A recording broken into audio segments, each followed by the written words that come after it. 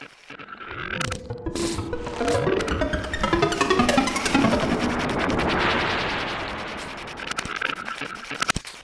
video is an introduction to normalizations in the Make Noise system. Normalizations are made possible by the fact that the Eurorack format uses mini jacks that contain an internal switch.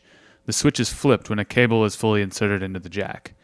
What does the switch do? It switches between whatever signal is present on the inserted cable and something else.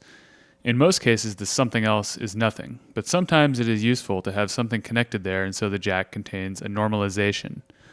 When something else, as I have been calling it, is connected to the jack, we say that the jack is normaled to that signal. On the zero coast, these normalizations are indicated graphically. A gold arrow pointing at a jack indicates a normalization. For example, the multiply CV output jack is normal to the input of the multiply circuit. Patching a cable to the input breaks this connection. If the cable is not carrying a signal, for example, a cable that is not patched anywhere at the other end, we call it a dummy cable.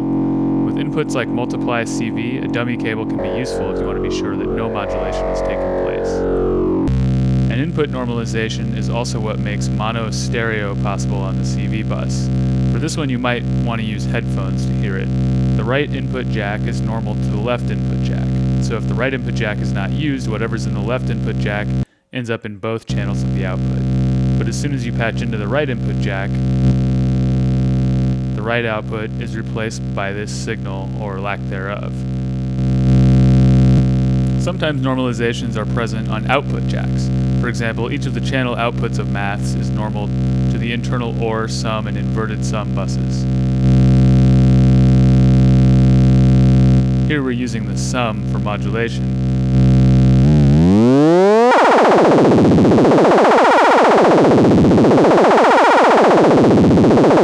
Any jack in a channel output flips the switch and breaks that connection.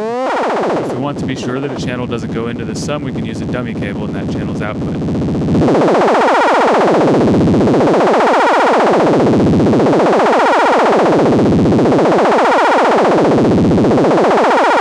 Or we can use a single channel for something without also putting it in the sum.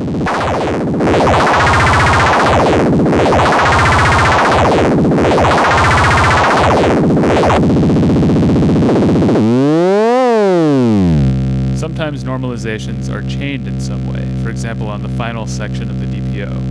The mod bus is normal to all three of the final CV inputs.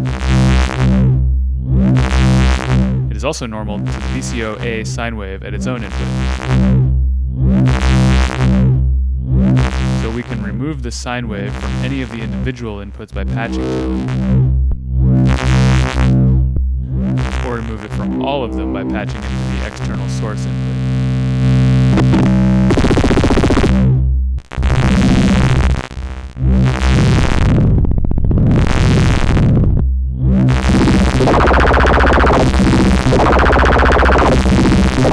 Another type of normalization is the one creating what we call a combo knob. An example is the control inputs of the optimals. When the input is not patched, it's normal to a voltage that can be attenuated by the knob. In this case, this allows the knob to be used as a panel control and set the amplitude of the input signal even without using voltage control.